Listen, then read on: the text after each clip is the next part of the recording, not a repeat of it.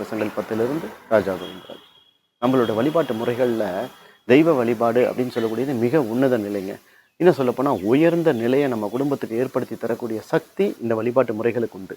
அதில் 2 வகையாக பிரிக்கலாம். சரியை கிரியைன்னு சொல்லுவாங்க. அதாவது உணவு பதார்த்தங்களை வைத்து வழிபாடுகள் செய்வது, தூப தீபம் போட்டு வழிபாடு செய்வது, சரிங்களா? மற்றொன்று அந்த தெய்வங்களுக்குள்ளேயே மந்திர சொல்லை சொல்லி பிரயோகம் பண்ணி தேவதைகளையும் தெய்வங்களையும் அழைத்து வழிபாடுகள் செய்வது. பெரும்பாலும் இந்த 2வது நிலை எல்லாருக்கும் புலப்படுவதில்லை. 2வது இந்த மாதிரியான வழிபாட்டு முறைகள் எல்லாருக்கும் சொல்லித்தரப்படவும் இல்லை. அதனால் முதல் நிலையான உணவு பதார்த்தங்களை வச்சு பழைய வழிபாடுகள் செய்யக்கூடிய பழக்கத்தில் தான் நம்ம இருக்கோம்.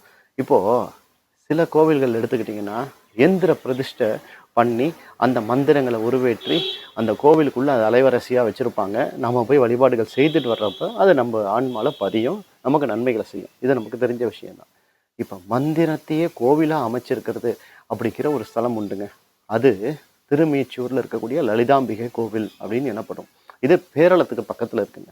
இந்த கோவிலுக்குள்ளே போனீங்கன்னா மகாமேரு அப்படின்னு சொல்லக்கூடிய ஸ்ரீ சக்கரம் இருக்கு இல்லையா, அந்த ஸ்ரீ சக்கரத்தை ஒரு அம்பாலாக வடிவமைச்சு அந்த பெண்ணுக்கு கொலுசு வேணும்னு உயிர் கேட்டு அங்கே இருக்கக்கூடிய பக்தர்கிட்ட கேட்டு வாங்கி அந்த கொலுசை போட்டுட்டு அந்த ஊரெல்லாம் சுற்றி நடந்து வருவாங்களாம் அந்த அம்பாள்.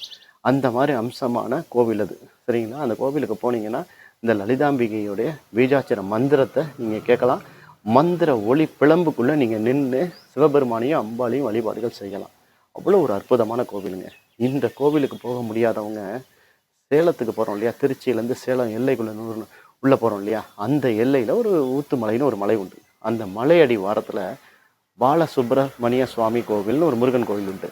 அந்த மலையவே ஸ்ரீசக்கரம் வடிவில் அமைஞ்சிருக்கிறத பார்த்து அகத்தியரையா தன்னுடைய சீடர்களுக்கு அந்த மலையடி வார பிரதட்சணத்தை ஸ்ரீசக்கர பிரதட்சணம் அப்படின்னு சொல்லி ஸ்ரீசக்கர மலையாகவே அதை பாவித்து அவங்களுக்கு அங்கே பாடம் எடுத்திருக்காரு, சரிங்களா? அங்கே ஸ்ரீசக்கரத்தோட மகிமையை எடுத்து சொல்லி அந்த மந்திரங்களை எப்படி பிரயோகம் பண்ணுறது, எப்படி சொல்கிறது அப்படிங்கிற விஷயத்தை சொல்லி கொடுத்து நடத்தினதாக அங்கே தகவல் எழுதப்பட்டிருக்கும். நீங்கள் போனீங்கன்னா அங்கே ஒரு கல்வெட்டு இருக்கும். அதில் முழுமையாக ஸ்ரீசக்கரம் வரையப்பட்டிருக்கும்.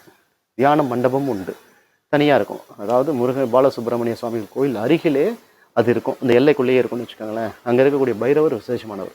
இந்த 2 விதமான கோவில்களுக்கும் நீங்கள் போயிட்டு வரப்போ அம்பாளுடைய மகா மேருன்னு சொல்லக்கூடிய ஸ்ரீசக்கர வழிபாட்டுக்கு உண்டான பலனை நீங்கள் அடைஞ்சிருவீங்க. அதனால் இந்த மாதிரியான கோவில்களுக்கு போய் நீங்கள் வழிபாடுகள் செய்கிறப்ப மந்திரங்களை சொல்லி வழிபாடுகள் செய்ய முடியாத பலனை நீங்கள் அடைஞ்சிருவீங்க. பெரும்பாலும் மந்திரம் சொல்லி வழிபாடுகள் செய்கிறது நந்தீஸ்வரர் மூலியமாக கிடைக்கக்கூடிய நல்ல நல்ல பலன்கள் உங்களுக்கு சேரும். இது நேரடியாக மந்திரங்களை நீங்கள் சொன்னது போல் பலன் சேருங்க. இந்த வீடியோ உங்களுக்கு பிடிச்சிருந்தா கமெண்ட் பண்ணுங்கள், லைக் பண்ணுங்கள், ஷேர் பண்ணுங்கள். இதில் ஏதாவது சந்தேகம்னா கேளுங்க, நான் அடுத்த வீடியோவில் உங்களுக்கு தெரிவிக்கிறேன். நன்றி. சிவாயினம்.